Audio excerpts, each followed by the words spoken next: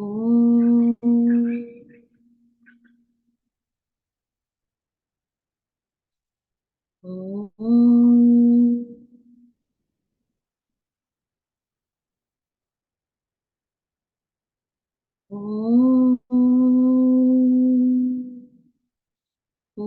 श्री परमात्मने नमः।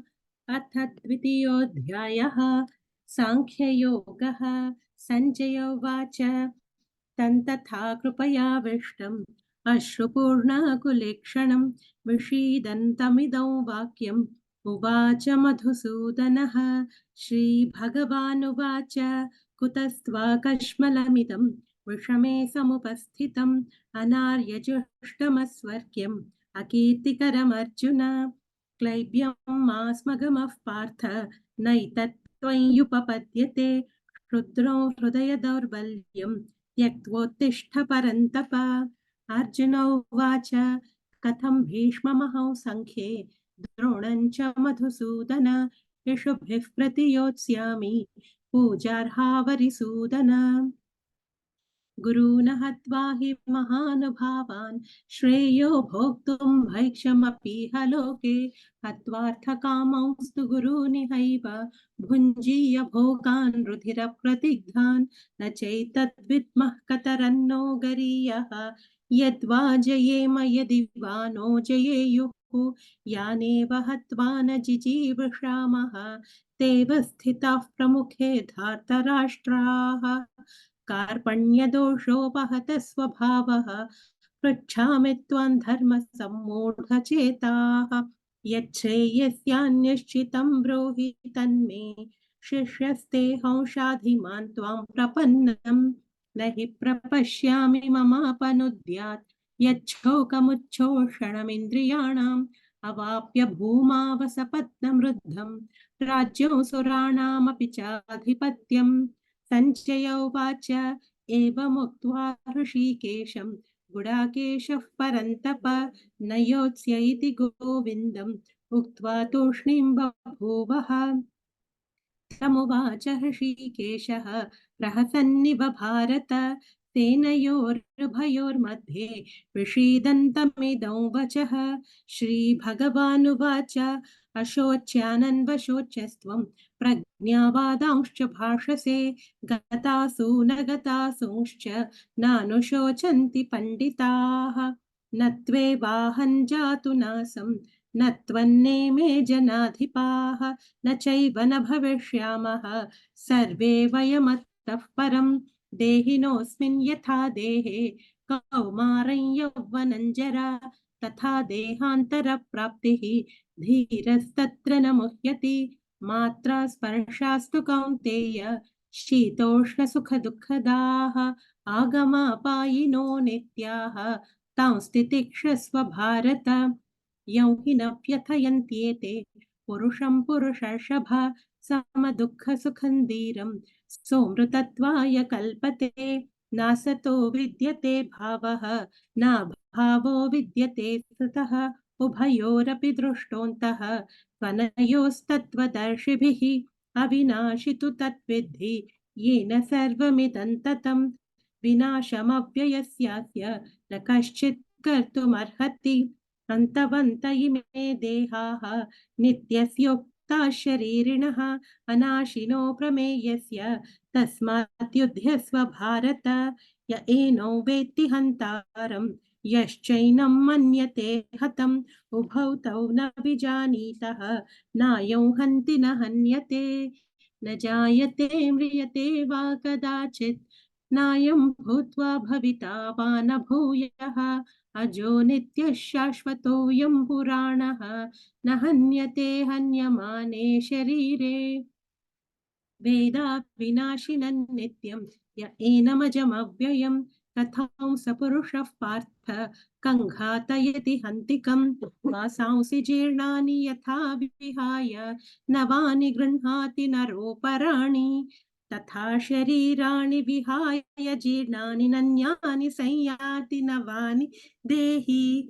नैनं छिन्दन्ति शस्त्राणि नैनं दहति पावकः न चैनं क्लेदयन्त्यापः न शोषयति मारुतः अच्छेद्योऽयमदाह्योऽयम् अक्लेद्यो शोष्य एव च नित्यः सर्वगतस्थाणुः अचलोऽयं सनातनः अव्यक्तोऽयमचिन्त्योऽयम् अविकार्योऽयमुच्यते तस्माद्देवो विदित्वैनं नानुशोचितुमर्हसि अथ चैनं नित्यजातं नित्यं वा मन्यसे मृतं तथापि त्वं महाबाहो नैवं शोचितुमर्हसि जातस्य हि ध्रुवो मृत्युः ध्रुवं जन्म मृतस्य च तस्मादपरिहार्येऽर्थे न त्वं शोचितुमर्हसि अव्यक्तादीनि भूतानि व्यक्तमध्यानि भारत अव्यक्तनिधनान्येव तत्र का परिदेवना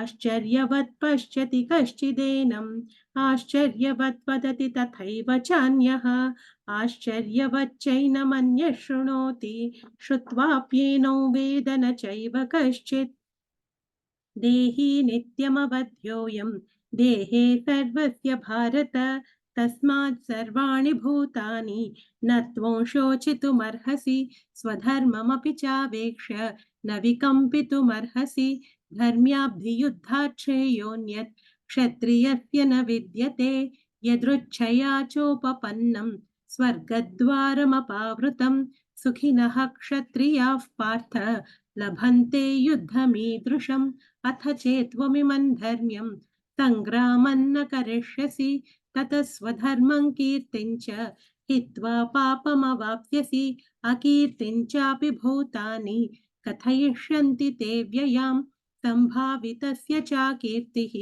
मरणादतिरिच्यते भयाद्रणादुपरतं मंस्यन्ते त्वं महारथाः येषां च त्वं बहुमतः भूत्वा यास्यसि लाघवम् अवाच वादांश्च बहून् वदिष्यन्ति तवाहिताः निन्दन्तस्तव सामर्थ्यं ततो दुःखतरन्नु किम् हतो वा प्राप्स्यसि स्वर्गं जित्वा वा भोक्ष्यसे महीम् तस्मात् उत्तिष्ठ कौन्तेय युद्धाय कृतनिश्चयः सुखदुःखे समे कृत्वा लाभालाभौ जयाजयो ततो युद्धाय युज्यस्व नैवं पापमवाप्स्यसि एषा ते विहिता साङ्ख्ये बुद्धिर्योगे त्विमं शृणु बुद्ध्या युक्तो यया पार्थ कर्मबन्धं प्रहास्यसि नेहाभिक्रमनाशोऽस्ति प्रत्यवायो न विद्यते स्वल्पमप्यस्य धर्मस्य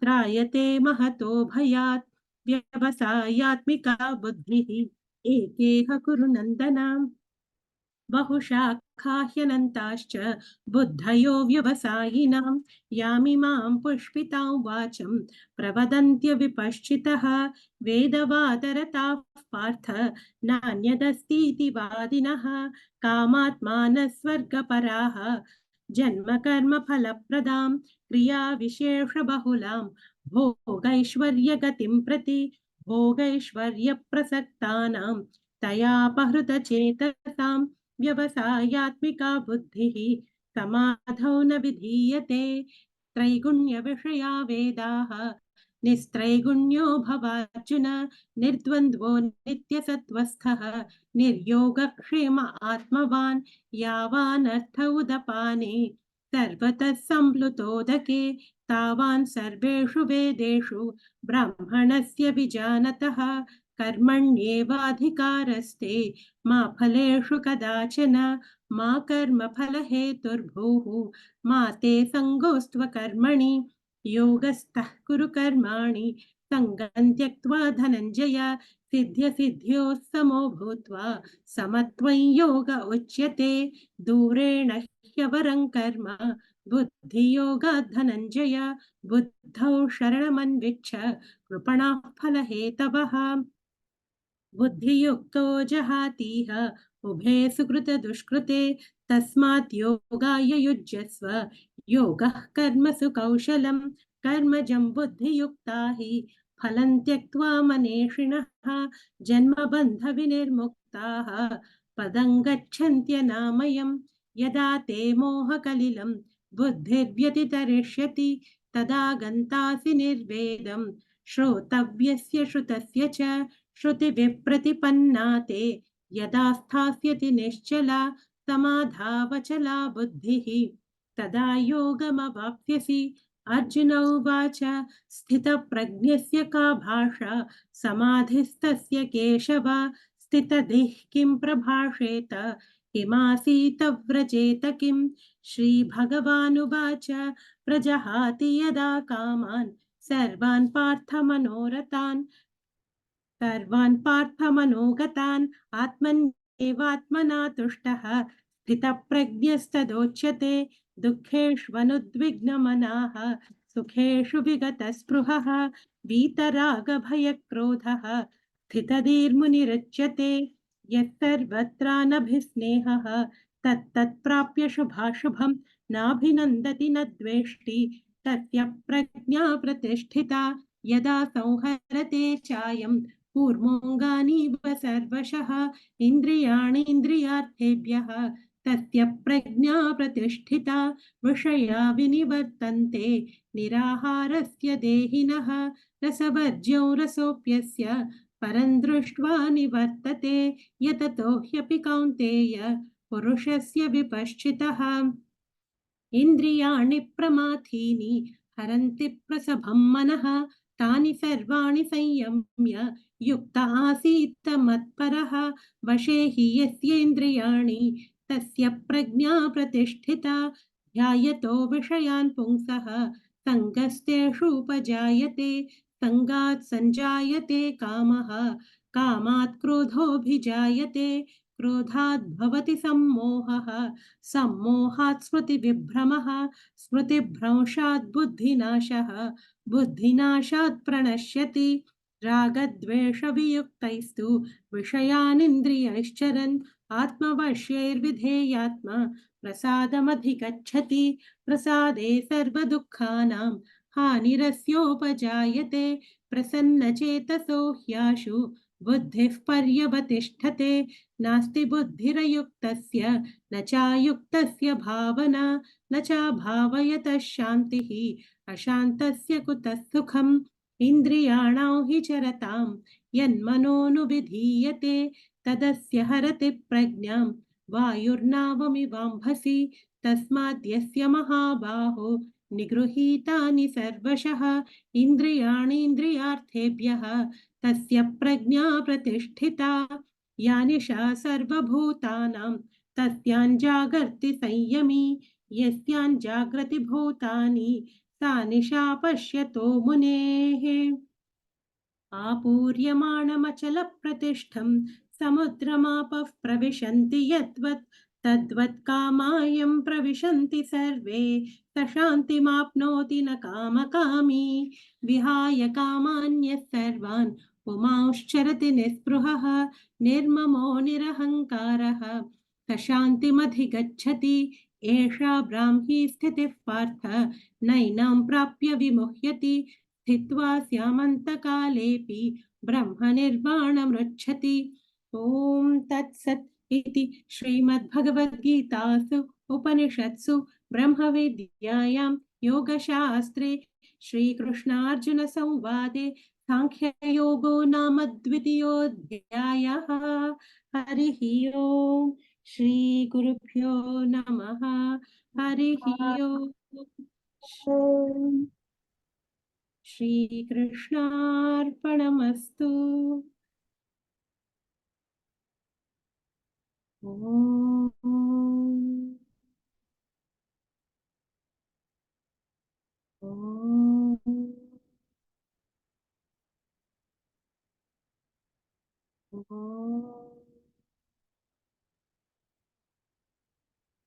हरि ओम्।